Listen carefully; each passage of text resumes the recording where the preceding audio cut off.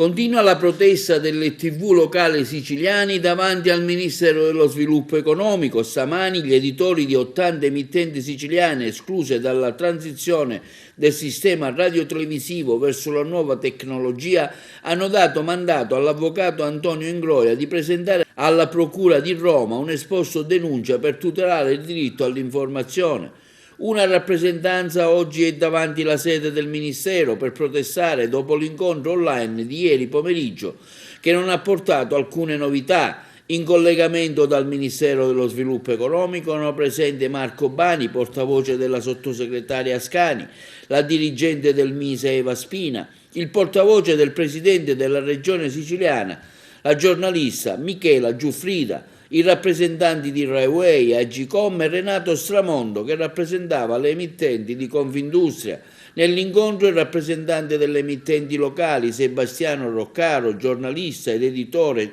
televisivo siciliano, ha sollevato la questione relativa al diritto all'informazione, interruzione di pubblico servizio e la mancata assegnazione di una frequenza di secondo livello sulle zone di Catania e Siracusa, penalizzate da un piano di assegnazione delle frequenze che non tiene conto delle emittenti presenti sul territorio, senza considerare la presunta incostituzionalità del bando, come sottolinea Giuseppe Bianca, altro editore di Video 66 di Siracusa, che afferma come gli editori siciliani chiedono la proroga delle attuali concessioni e la contestuale predisposizione di un nuovo bando da parte dell'Agcom al fine di implementare lo spazio della banda, così da consentire a tutte le emittenti locali siciliane di continuare il loro lavoro di libera informazione. Le emittenti inoltre chiedono un intervento dell'Ordine dei giornalisti per tutelare i tanti posti di lavoro a rischio.